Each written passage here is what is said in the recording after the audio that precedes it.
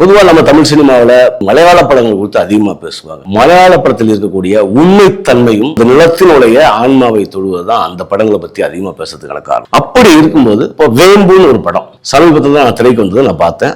எனக்கு ரொம்ப மனசுக்கு ரொம்ப பிடித்தமான ஒரு படமா இருக்கும். பொதுவாகவே கிராமப்புறங்களை பொறுத்த வரைக்கும் எல்லா பெண்களுக்குள்ளயுமே ஒரு தனித்தன்மை இருக்கும், தனித்துவம் இருக்கும். ஆனா அது திரைமொழிகள்ல பெரும்பாலும் பதிவு பண்றதே கிடையாது. ஏன்னா நாயக பிம்பங்கள் அதிகமா இருக்கிற சினிமாவா நம்ம பண்ணிக்கிட்டே இருக்கிறதுனால நமக்கு கிடைக்கக்கூடிய படங்கள் எல்லாமே நாயகர்களுடைய படமாகவும் அது பெண்ணுடைய பாத்திரம் ஒரு துணை பாத்திரமாக நாயகனுக்கு காதலிக்கக்கூடிய ஒரு பக்குவத்தை உருவாக்குவதற்கு மட்டும் பயன்படுத்தப்படுகிற கதைகளாக தான் நம்ம நிறைய வந்திருக்கு. அந்த வகையில இந்த படம் ரொம்ப மாறி எல்லா பள்ளி கூடங்கள்லயும் எல்லா பெண் பிள்ளைகளுக்காகவும் தனியாக நாப்கின்கள் அரசே கொடுக்கணும் அப்படிங்கிறது இந்த படத்தினுடைய முதல் காட்சியில தொடங்குகிற அந்த வேம்புவோடைய பாத்திரத்தோடைய அந்த தன்மையிலிருந்தே நம்ம புரிஞ்சுக்கலாம். ஆஹா OTT தளத்துல இந்த படம் வந்திருக்கு. நிச்சயமா இந்த படத்தை நீங்க தவறாம ஒரு வாட்டி பார்க்கணும். வணக்கம். பொதுவா தமிழ் சினிமாவில் பரிச்சாத்தமான முயற்சிகள் இருக்குல்ல, அது ரொம்ப அரிதாக சுருங்கி போய் தான் இருக்கு. ஒரு 10 ஆண்டுகளுக்கு ஒரு 5 ஆண்டுகளுக்கு ஒரு முறை 3 ஆண்டுகளுக்கு ஒரு முறை ஏதோ ஒரு இடத்துல ஒரு நல்ல திரைப்படம் தமிழ்ல அப்பப்போ தோண்டிக்கிட்டே இருக்கு. பொதுவாக நம்ம தமிழ் சினிமாவில் உலகம் முழுக்க பல இடங்கள்ல பேசும்போது மலையாள படங்கள் குறித்து அதிகமா பேசுவாங்க. மலையாள படத்தில் இருக்கக்கூடிய உண்மைத்தன்மையும் அதை அந்த நிலத்தினுடைய ஆன்மாவை தொழுவதுதான் அந்த படங்களை பத்தி அதிகமா பேசுறதுக்கான காரணம். அப்படி இருக்கும்போது இப்போ வேம்புன்னு ஒரு படம் சமீபத்தில் தான் திரைக்கு வந்தது நான் பார்த்தேன். எனக்கு ரொம்ப மனசுக்கு ரொம்ப பிடித்தமான ஒரு படமா இருந்தது. பொதுவா என்னன்னா இந்த திரைப்படம் ஒரு பெண் தன்மை கொண்ட ஒரு பெண்ணின் ஆளுமையை வெளிப்படுத்தக்கூடிய ஒரு சினிமான்னு சொல்லலாம். எப்பயாவது தான் இந்த மாதிரியான, அதாவது ஏன் நான் சொல்றேன் 2 ஆண்டுகளுக்கு 3 ஆண்டுகளுக்கு ஒரு முறை நான் சொல்லியிருக்கேன்னா, பெண் ஆளுமைகளை தங்களுடைய ஆளுமை பண்புகளை வெளிப்படுத்தக்கூடிய சினிமாக்கள் ரொம்ப குறைவா இருக்கு தமிழகத்துல. அந்த வகையில பார்த்தோம்னா இந்த வேம்பு ஒரு ஸ்பெஷல் தான் சொல்லணும். குறிப்பா என்னன்னா அந்த கதாபாத்திரத்துடைய தன்மை இருக்குல்ல, அந்த அந்த அந்த ஒரு சின்ன கிராமம். பொதுவாகவே கிராமப்புறங்களை பொறுத்த வரைக்கும் எல்லா பெண்களுக்குள்ளயுமே ஒரு தனித்தன்மை இருக்கும், தனித்துவம் இருக்கும். ஆனா அது திரைமொழிகள்ல பெரும்பாலும் பதிவு பண்றதே கிடையாது.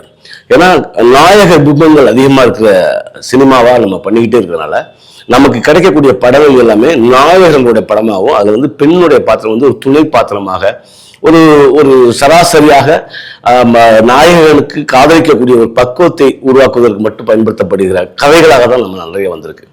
அந்த வகையில இந்த படம் ரொம்ப மாறி இருக்கு.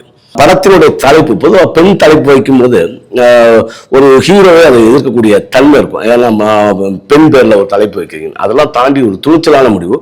இந்த துணிச்சலான முடிவுக்குள்ள இருக்க இந்த படத்துக்குள்ள ஹரிகிருஷ்ணன் மாதிரியான ஒரு வளரும் நடிகர் ஒத்துக்கிட்டு அவருடைய கதாபாத்திரத்தை உள்வாங்கி அதில் நடிச்சிருக்கிறது ரொம்ப முக்கியமானது. இந்த படம் பார்த்தீங்கன்னா அடிப்படையில் பார்த்தீங்கன்னா ஒரு பொது மக்களுக்கு எப்படி தோன்றும்னா, இந்த படம் நம்ம சிலம்பம் சார்ந்த ஒரு கலையை பிரதானப்படுத்துகிற சினிமா போல ஒரு தோற்றம் அளித்திருந்தாலும் அதை கடந்த வேற ஒண்ணு இருக்குது. அதாவது முன்னாடியே சொன்னது போல கிராமப்புறத்தில் இருக்கக்கூடிய பெண்கள் தங்களுடைய ஆளுமையை எப்படி வெளிப்படுத்துறாங்க, அதற்கு பின்னாடி ஆண்களுடைய துணை எப்படி இருக்கு.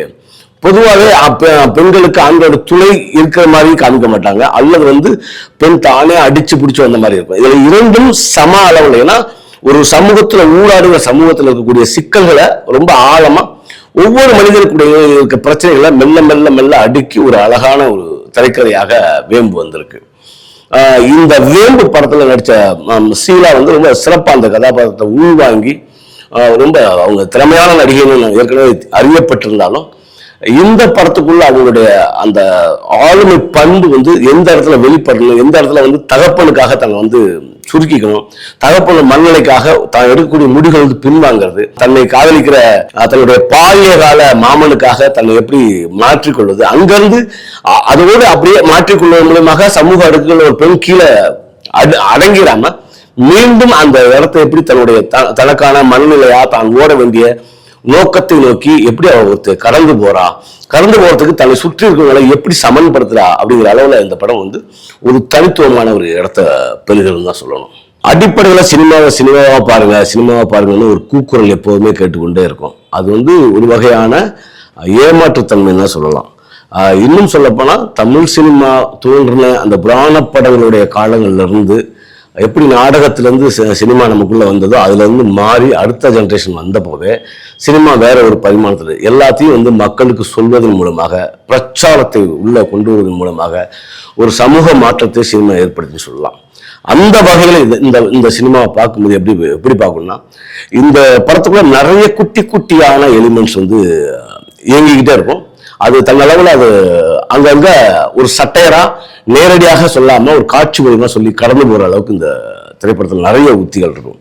பொதுவா பள்ளிக்கூடங்கள்ல இருக்க பெண் பிள்ளைகளுக்கு என்னன்னா ரொம்ப மிக முக்கியமான மோசமான காலம் என்னன்னா அந்த அவங்களுடைய மாதவிடாய் நேரங்கள் தான். மாதவிடாய் நேரங்கள்ல பெண் குழந்தைகள் வந்து படுகிற பாடு, அதுவும் கிராமப்புறங்கள்ல சரியான அந்த நாப்கின் சொல்லப்படுற அந்த வசதிகள் இல்லாம அதோட விலையை பார்த்தீங்கன்னா எது வந்து அத்தியாவசியமா, அதாவது பெண்களுக்கான மிக முக்கியமான அத்தியாவசிய தேவையோ அது எல்லாமே இந்த மார்க்கெட் பொருளா பெரிய விலை உள்ளதா, ஒரு சாதாரணமா ஒரு கூலி தொழிலாளி ஒரு 3 நாள் 2 நாள் உழைக்கிற சம்பளத்தை வந்து அந்த நாப்கின்கே கொடுக்க வேண்டிய அளவுல தான் இங்க சமூக அமைப்பு, இங்க வியாபாரம் இருக்கு.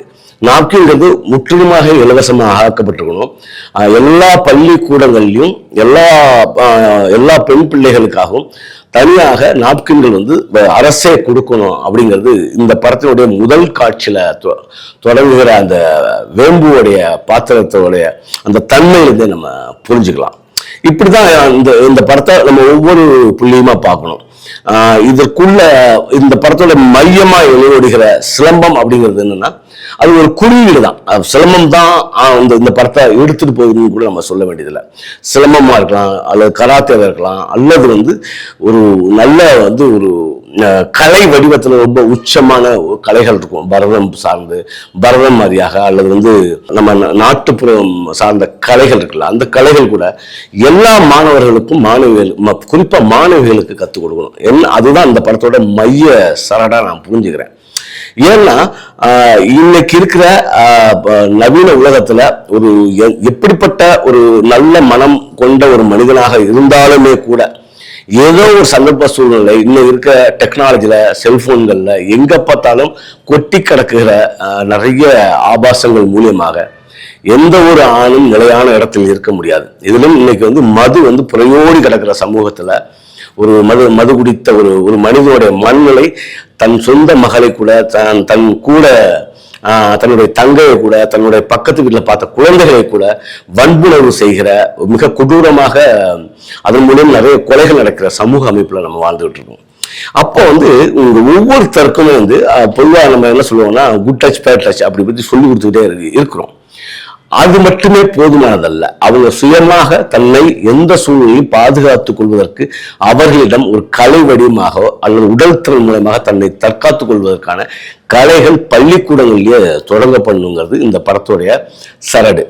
அதன் மூலியமா தான் பெண் குழந்தைகள் தன்னை உறுதியான தன்னம்பிக்கை கொண்ட மனிதர்களாக மாற்றிக்க முடியும், எந்த சூழலையும் தன்னை தற்காத்துக் கொள்ள முடியும் அப்படிங்கிற ஒரு தன்மை வளரும் அப்படிங்கிறதுக்காக இதுக்குள்ள அப்படியே ஏன்னா பள்ளிக்கூடத்துல அந்த கதை தொடங்கினால அதோட தன்மை அதுக்குள்ளதான் இளையோடுது. இது மட்டும்தான் பேசுதா அப்படின்னா சமூக அடுக்குகளை நிறைய குட்டி குட்டியான விஷயங்கள் இருக்குது. அதாவது ஒரு லிட்டர் பெட்ரோல் இருந்தால் நான் ஒரு 10 நாள் சாப்பிட முடியும், வீட்டில் சமைச்சேன்னா 10 நாள் சாப்பிட முடியும். அப்படி கிராமத்தில் அவ்வளோதான். காய் எங்கேயா எடுப்பாங்க, கீரை எங்கேயா எடுப்பாங்க, ஒரு போற வழியில ஒரு முருங்கன் கீரை பிரிப்பாங்க, இல்லை ஒரு 4 இதை பண்ணுவாங்க. ஏதோ ஒன்று அவங்களுக்கு கிடைச்சிடும். ஸோ சாப்பாட்டுக்கு அரிசிக்கு மட்டும்தான் அவங்க தேவையா இருக்கும். ஒரு அரிசி 1 கிலோ வாங்கினாங்கன்னா ஒரு அன்னைக்கு இருக்கிற வீட்டில் இருக்க 6-7 குழந்தைகள் எளிதாக சாப்பிட்டுருவாங்க. இப்படிதான் நம்ம இதற்கு முன்னாடி தலைமுறை இருந்தது. இப்ப நம்ம மீது திணிக்கப்பட்டது பார்த்தீங்கன்னா நிறைய நமக்கு வந்து இதுக்கு முன்னாடி நம்மளுடைய செலவே பெரும் செலவா பார்த்தீங்கன்னா சாப்பாட்டுக்கான தேவையும் அதிகபட்ச உடைக்கான தேவையும். வீடுங்கிறது பொதுவாக ஒரு சிறிய வீட்டுக்குள்ள 6-7 பேர்லாம் வாழ்ந்திருக்காங்க. அப்படிப்பட்ட சூழல் கூட அவங்க வந்து நிம்மதியாக இருந்த வாழ்க்கை முறை இருக்கு. இன்னைக்கு ஆனா ஒவ்வொரு மனிதனுக்கும் மிக கடுமையாக இப்போ வந்து நீங்க கம்பல்சரி உனக்கு வந்து செல்போனுக்கு 300 ரூபாய் கட்டணும், இன்டர்நெட் தனியாக வீட்டில் இன்டர்நெட் வச்சுங்க அதுக்கு ஒரு 700 ரூபாய் கட்டணும், டிவிக்கு ஒரு 500 ரூபாய் கட்டணும், அப்புறம் நீங்க வந்து வாகனம் ஏதாவது போகணும்னா அது கண்டிப்பா ஒரு செலவு. மொத்தமாக நீங்க தவிர்க்கவே முடியாம மாசத்துக்கு 5000 ரூபாய் செலவு பண்ணி அவங்க இடத்துக்கு கொண்டு வந்து நிறுத்தி இருக்குது இந்த வல்லாதிக்க அது உலகமயமாக்களுடைய தாக்கத்தினால் வந்த சமூகம். பார்வைக்கு பார்த்தீங்கன்னா எல்லாமே எளிதா இருக்கு, ஈஸியா இருக்கு, நிறைய விஷயங்கள் கிடைக்குது, நிறைய பண்ணிட முடியும் தோணுது. ஆனா இது எல்லாமே வேறு யாருக்காகவோ ஒட்டுமொத்தமா மனித உழைப்பு விரயமாகுதுங்கிறது தான். ஒரு சிறு உழைப்புல சம்பாதிச்சு நிம்மதியா இருக்க குடும்பம் மொத்தமா 10 மணி நேரம் 12 மணி நேரம் 5 மணி நேரம் உழைத்து கொண்டே இருந்து தன்னை வசதியாக வைத்துக் கொள்வதாக நினைத்து கொண்டிருக்கிறத ஒழிய இந்த சமூக அமைப்பு ரொம்ப மோசமாக மனித உழைப்பை கடுமையாக உறிஞ்சுகிற ஒரு சமூகமா மாறிட்டு இருக்கு அப்படின்னு தான் நான் சொல்லுவேன்.